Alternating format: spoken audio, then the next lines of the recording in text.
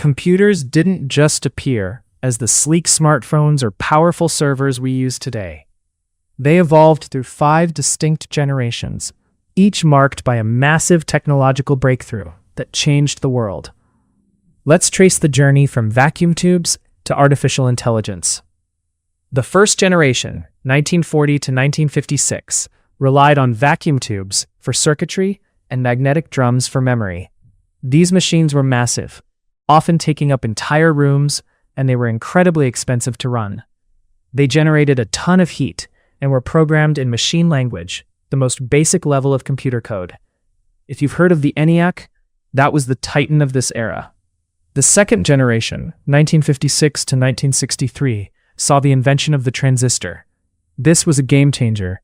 Transistors were smaller, faster, cheaper, and more energy efficient than vacuum tubes. This era also introduced high-level programming languages like COBOL and Fortran. Computers were still big, but they were finally becoming practical for businesses and universities. In the third generation, 1964 to 1971, we saw the birth of the integrated circuit, IC. Engineers figured out how to move thousands of transistors onto a single silicon chip. This made computers significantly smaller and faster.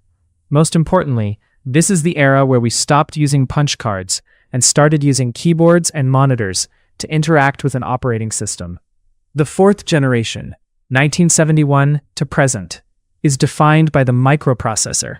Thousands of integrated circuits were built onto a single silicon chip, the CPU. This led to the birth of the personal computer, PC. Suddenly, computers could fit on a desk and eventually in our pockets. This era also gave us the internet, GUI interfaces, and the massive networking infrastructure that forms the umbrella of ICT we talk about today. The fifth generation, present and beyond, is based on artificial intelligence. This is the frontier.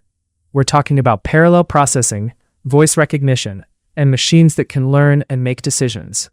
From the AI tools we use to generate video scripts to the complex algorithms managing global server traffic, the fifth generation is making computing more human and more connected than ever before.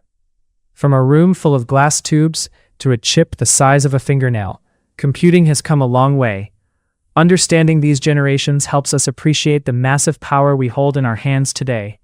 If you enjoyed this trip through tech history, hit that like button and subscribe for more technical deep dives.